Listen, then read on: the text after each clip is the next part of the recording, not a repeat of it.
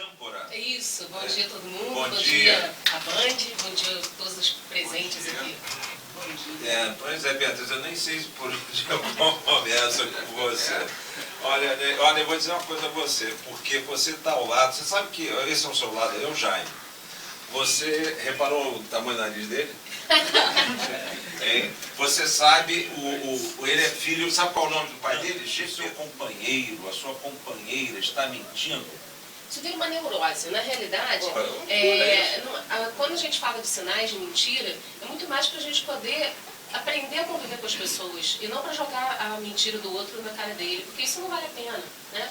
A gente precisa aprender a conviver, ou seja, se o sujeito ele tem uma linguagem não verbal e verbal de mentira, o que eu posso fazer para ajudar ele a construir um relacionamento, a falar a verdade, né? Ou até mesmo aquela mentira tem um papel. Às vezes a mentira tem um papel, ela cabe naquele lugar, a dor é muito grande para uma pessoa e ela cria uma mentira para poder ela conseguir suportar aquela dor.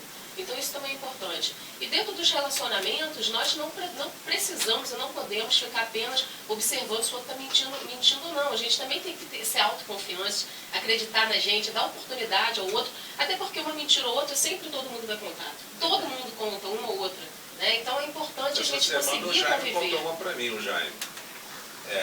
No início, disseram o seguinte, não vai ter perda nenhuma. É mentira.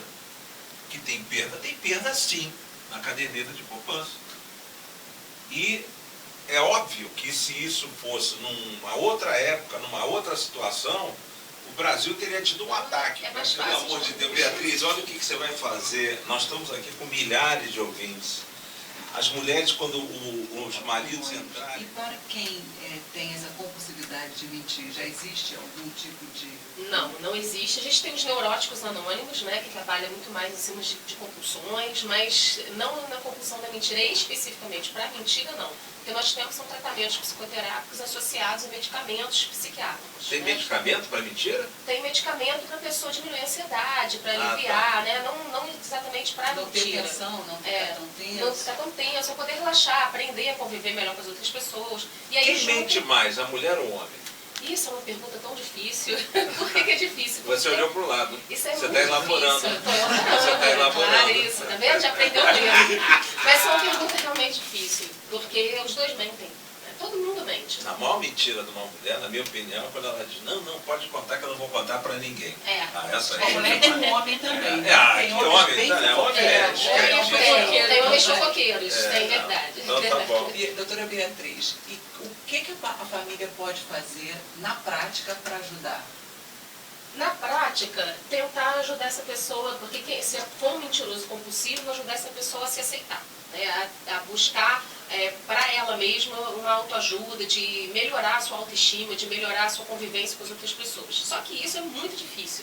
Porque quando chega num ponto da pessoa acreditar nas mentiras, ela, para retornar a esse processo, é muito complicado, a família se envolve, às vezes rouba coisa dentro de casa, diz que foi outra pessoa. Então isso é complicado. Então geralmente é levar para um tratamento psiquiátrico, para um tratamento psicoterápico. Aí tem que ter encaminhamento mesmo. Eu acho que o grave mesmo realmente é a criança, né? A criança é dramático, né? Mas criança, depois até... Não, se virar compulsiva. Se virar compulsiva, porque tem uma fase que o Piaget fala, né? Que é a fase entre 4 e 7 anos, que a criança ela tem um simbolismo. Então ela pega um cabo de vassoura e faz pocotó, imita um cavalinho. É a imaginação, que é um simbolismo criativo. Isso faz parte da construção cognitiva, da construção do pensamento. Então isso dentro dessa fase é normal. Depois disso já não é mais normal. E quando a criança entra de 7, 8 anos, ela começa a viver uma concretude, né? Então aquilo que se fala, a criança entende como literal. Aí o que acontece? Se a criança ela continua mentindo, então ela tem que ver se ela está mentindo por medo, por alguma necessidade de autodefesa. Isso acontece. Mas crianças que são abusadas, que apanham, elas criam uma fantasia. Agora, isso também é como refúgio. Mas isso também acontece com o idoso. Sim. Por medo, né, de ser recriminado. Por medo de ser recriminado é mais fácil a gente mentir. Foi você que quebrou esse vaso? Não fui eu. Porque a pessoa fica com medo da reação do outro. Então, medo e ansiedade e também a baixa autoestima são os mecanismos mais utilizados para poder fundamentar a mentira. Porque até você descobrir que aquela pessoa está falando a mentira, pode gerar uma série de ansiedade e estresse. Depois que você descobre, você tem que aprender a conviver com isso. O que também é muito difícil, porque será que você quer conviver com isso? Porque eu, por exemplo, não ia querer conviver com uma pessoa que mente para mim 24 horas por dia. Né? E aí a gente vai ter que tomar certas decisões. E, em função disso, existe também um isolamento social. Porque a partir do momento que as pessoas que convivem com esses mentirosos descobrem que eles estão mentindo, a tendência é isolar essa pessoa. Né? E se for mãe, pai, vai fazer de tudo para ajudar, mas já chega um momento que também a pessoa cansa. Já me quire, não é isso?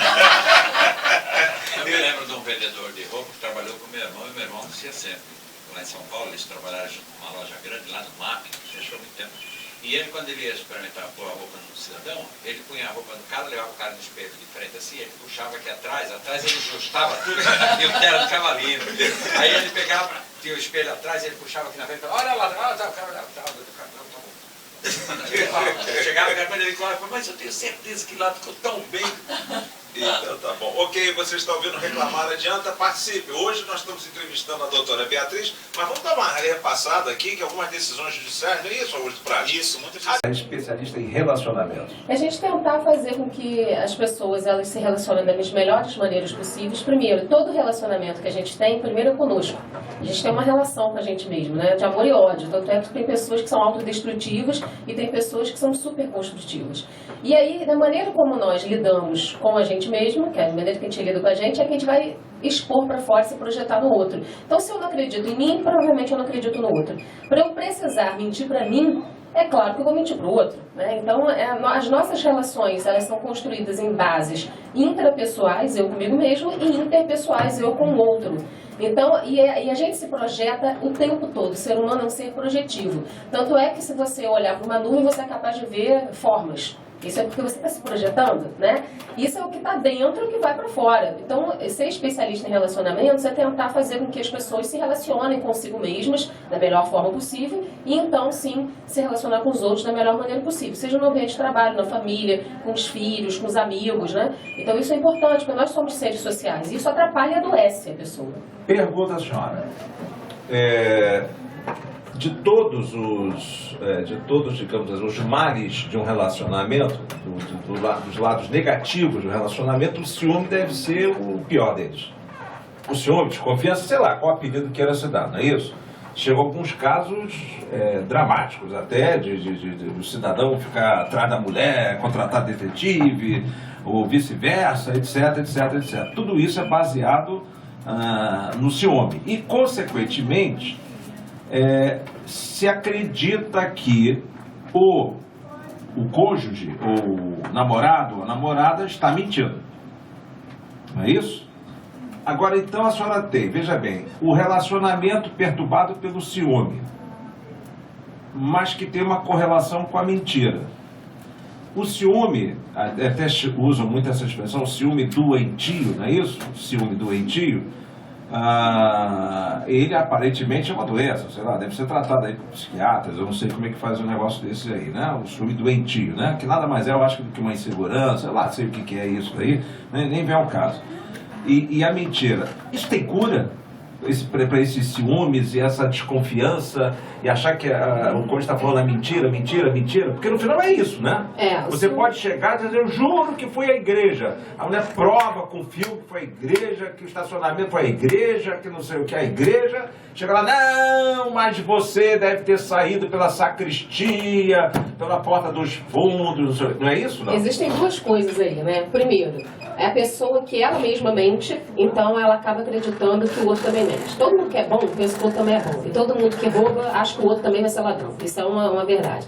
Então, o sujeito, ou ele está fazendo alguma coisa, tem culpa no cartório, está querendo responsabilizar o outro para poder tirar o dele, né, da reta, para poder não ficar disponibilizado ali, ou a outra situação é uma insegurança muito grande, baixa autoestima, não confia nele mesmo e aí acaba projetando isso para o outro, eu também não confio em você. Já que eu não confio em mim, eu não confio em você. Não confio em mim em que sentido? Eu não confio na possibilidade de eu construir alguma coisa boa, de eu realmente fazer coisas positivas que sejam reconhecidas. E aí eu também desmereço o outro. A partir do momento que eu me desmereço, eu também vou fazer isso com a outra pessoa. Então o ciúme patológico, ele realmente é doentio, ele tem tratamento por psiquiatra e psicoterapia, mas atrapalha qualquer tipo de relacionamento, é ruim. A pessoa, se ela não está mentindo, ela vai se cansar e provavelmente esse relacionamento vai ter fim. Ele não vai continuar, porque a pessoa se cansa. Isso se percebe já no namoro ou não? Ah, sim. percebe isso no namoro. A maneira com que a pessoa vai se relacionar. Minha mãe sempre falava isso pra mim: olha, minha filha, quando você se casar, você casa com a família também. Lembre-se disso, você nunca casa só com a pessoa, porque a família também tá vindo junto no pacote, né? É um pacote completo. Então é isso, você observando como a pessoa... É um pacote completo. Não é verdade? Então, quando você está num relacionamento, você observa como essa pessoa te trata, como essa pessoa se trata e como ela trata os familiares dela. Aí você vai ter uma prévia do que vai acontecer no futuro. E num relacionamento, quando uma mentira, ela realmente é vista, ou seja, está ali, houve uma situação e, consequentemente, houve a quebra da confiança. É possível resgatar essa confiança? É possível, mas A pergunta do Átila Alexandre é boa, hein? É muito boa. Quando há uma quebra de confiança, é como um cristal quebrado. Colar tudo de novo é muito complicado, né? Então a gente tem que reconstruir aquela relação. Para reconstruir, não vai poder viver do passado. Então, primeiro é preciso perdoar. A pessoa tem que ter uma vontade. Eu quero perdoar. Eu amo o suficiente para que seja perdoado. A outra parte, ela quer mudar também, porque às vezes quebrou uma confiança e não há uma vontade das duas partes. Quer mudar. Ele não quer mudar, exatamente. Ele não quer mudar, não quer reconstruir. E ninguém muda ninguém, gente. Ninguém muda ninguém. Não adianta criar uma ilusão de que eu vou fazer de tudo para que essa pessoa mude. Se a pessoa não quiser, ela não vai fazer. Então, é aquele ditado: quando não quer, dois não fazem, né? A gente precisa realmente buscar uma relação construtiva para que aquele passado não seja toda hora trazido à tona. Senão vai ficar assim: mas aquela época que você me traiu, qualquer discussão vai voltar para o passado. Nevoeiro e ninguém vê nada. Teve nevoeiro. Eu não sei, não. Tem coisas da justiça que só... que a maioria delas é mentira, né, doutor? Reclamar não adianta, Rádio Bandeirantes. Não, doutora Bia, eu queria perguntar à senhora o seguinte. Eu estou recebendo aqui, continuo insistindo que as mulheres mentem mais do que os homens. Eu acho que...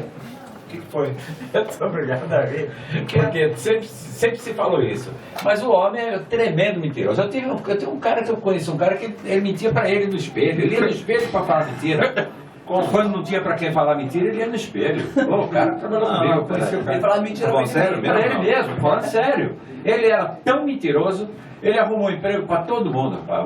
Você conhece o Dr. Bruno Aloy? Sim, ele colocou o Dr. Bruno Aloy na Secretaria de Saúde do Estado do Rio de Janeiro.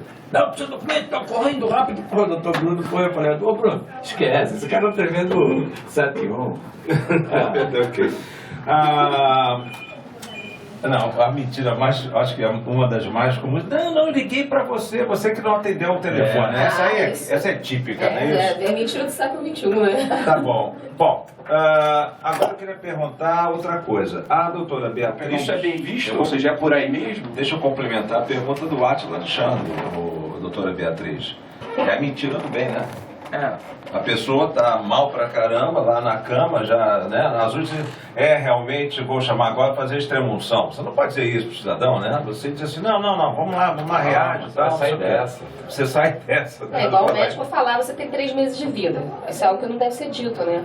Isso é complicado, porque a pessoa ela gera todo um problema psicológico em cima disso. Então, com certeza, o que vocês estão falando é completamente correto. Há uma mentira do bem para não gerar um mal maior. Então, às vezes é isso, eu preciso, às vezes, até nem omitir, adiar a verdade, né? Às vezes é necessário adiar a verdade. Também tem um momento de falar aquela verdade. A pessoa está preparada para ouvir aquilo? Então, às vezes, vai falar assim: olha, agora vamos ter uma notícia aqui, toda a caderneta de poupança vai ser confiscada. Se o povo fizesse isso... nos próximos dias. Olha, vocês têm uma semana para tirar o dinheiro de vocês. Estamos estudando aqui, está praticamente certo que em 10 dias vamos confiscar o dinheiro de todo mundo. Exatamente. Né? Se ele fizesse isso, ia gerar um pânico, né? Os bancos não iam suportar toda a retirada, ia quebrar o Brasil. Né? Então, na realidade, foi até uma manipulação política para que Mas, por exemplo, no caso de uma crise econômica, também não adianta exagerar na mentira, ou seja, dar omissão, vamos dizer assim. Porque os sinais vão ser muito claros e aí vai perder a credibilidade no que está falando. Então, acho que até aí tem que equilibrar o que vai falar, né? Ou seja, não querer dizer que está tudo uma maravilha, mostrar que realmente estão, que o país está passando por um momento complicado, mas de alguma forma manter um otimismo, não seria isso? Exatamente. Por isso também nós temos assessores, né, de imprensa, de comunicação lá, para poder ajudar eles a saberem o que eles vão dizer para a população e como vai ser dito.